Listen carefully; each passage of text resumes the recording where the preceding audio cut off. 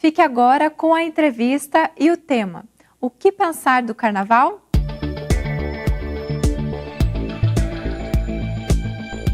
Olá, é bom estarmos juntos. Hoje, para falar de um tema palpitante, estamos em pleno período do Carnaval. E para conversar conosco, no nosso bate-papo, Daniel Dallagnol, que já é membro, né, Daniel, da equipe do nosso programa. É um prazer estar aqui.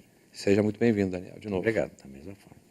Daniel, o Carnaval pode ser considerado uma festa?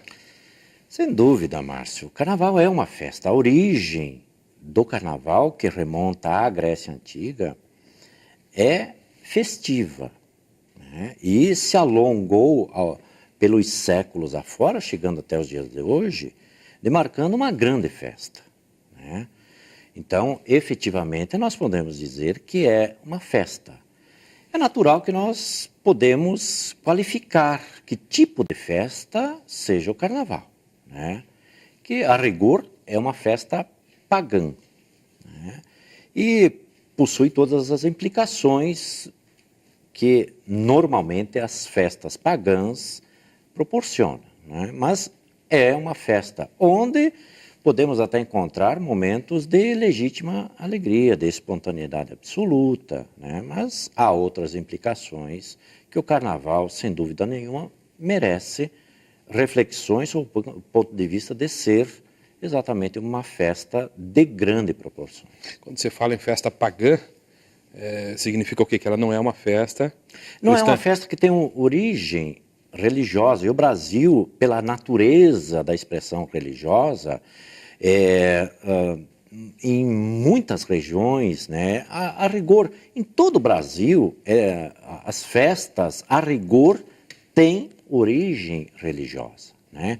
Então, por ser uma festa pagã, que não tenha essa herança, essa origem, sob o ponto de vista da religiosidade, da expressão da religiosidade, ela é uma festa diferente, né? Ela tem outras conotações, outras implicações, e, naturalmente, efeitos que acho que nós vamos fazer reflexões aqui acerca dessa questão. Você pode dizer assim que ela é uma festa materialista? É a expressão do materialismo.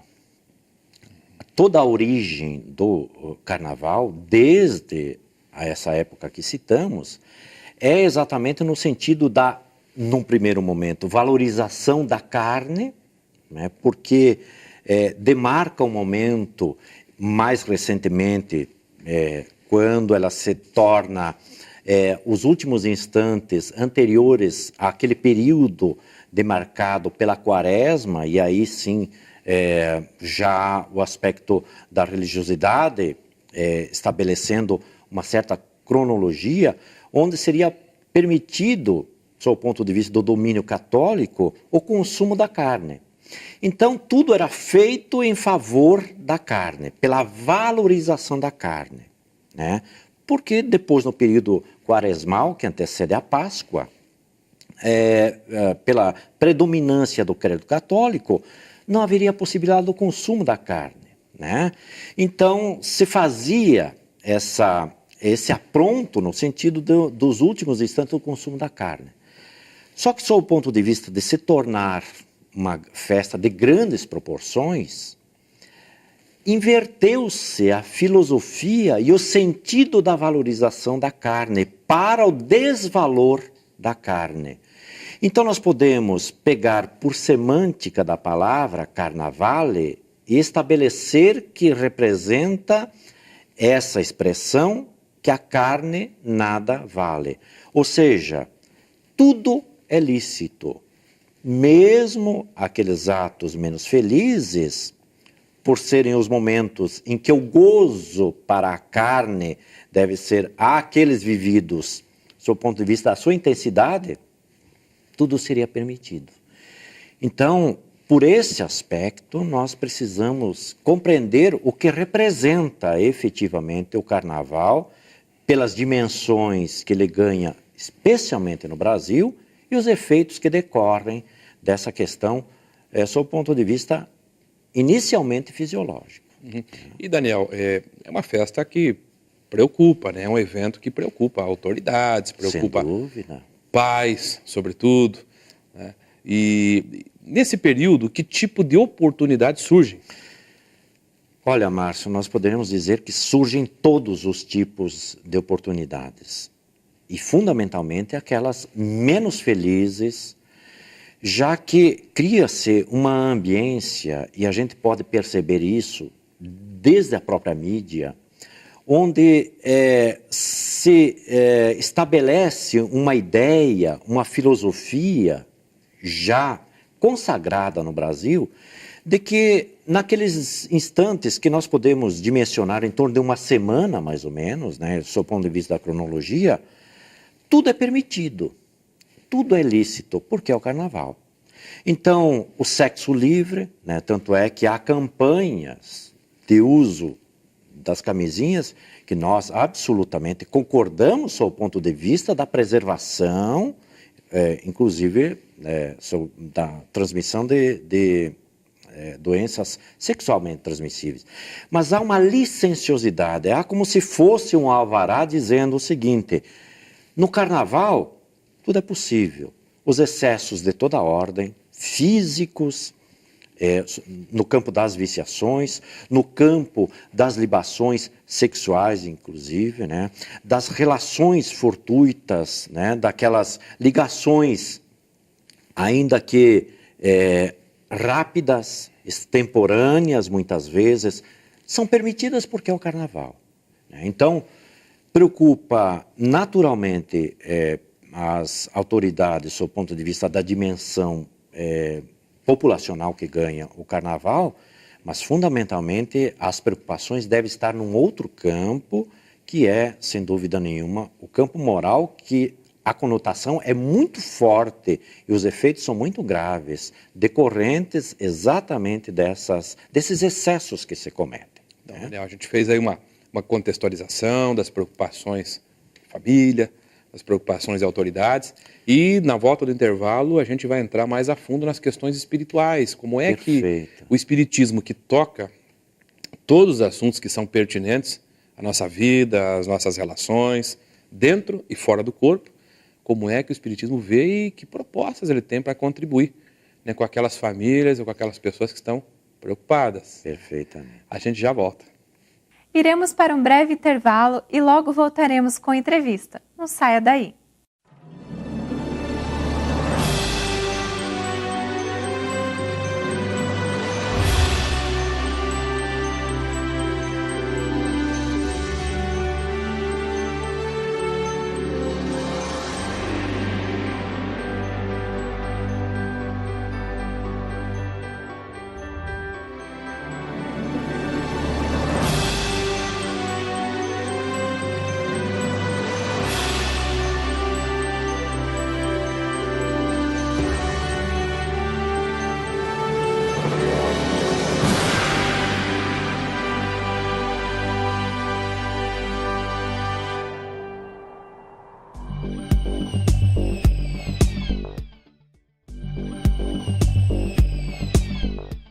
Você está assistindo o programa Vida em Foco.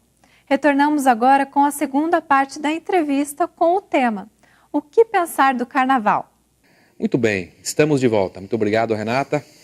Daniel, um pouquinho antes do intervalo, você falava das implicações morais, das implicações espirituais, inclusive, que esse período do carnaval trazem para aqueles que mergulham fundo, né, nessas festas.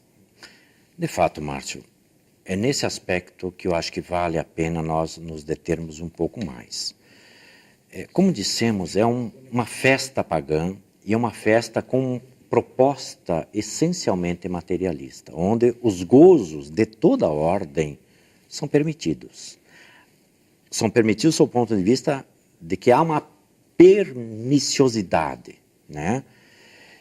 Então, consideremos o fato de que o planeta Terra ainda é um planeta onde gravitam espíritos encarnados ou desencarnados com problemas de ordem moral. Em face exatamente dessa proposta, digamos assim, filosófica que é contida dentro do carnaval, no sentido de que tudo é possível, tudo é permitido, esses espíritos assomam junto aos folhões em função do caldo espiritual que se forma e, naturalmente, um acaba alimentando o outro, né? Mesmo aquelas pessoas que tenham uma proposta legítima de expressão da alegria, acabam se contaminando por essa psicosfera densa e, naturalmente, acabam sendo influenciados por esses espíritos de tal forma que muitos crimes são praticados, né? Em decorrência, às vezes, dessa licenciosidade, da permissividade que se estabelece praticamente no campo da sexualidade, depois decorrem os abortos, né? Então, forma-se efetivamente uma ambiência espiritual da mais alta importância, razão pela qual, nesse aspecto, o carnaval merece, né, as nossas restrições sob o ponto de vista de ser uma festa legítima da fraternidade e onde a alegria mais expressiva da alma humana seja vivenciada nos palcos onde se apresenta essa festividade, né? Então a questão moral é uma questão muito séria, que ela toma uma expressão muito importante no âmbito do carnaval. A gente vê em função você que deve ter acesso a isso, né? Em função dos investimentos, do gasto. Perfeito. Todo aparelhamento policial é deslocado para o litoral do estado, ou onde o carnaval tem as suas expressões mais vultosas na mídia.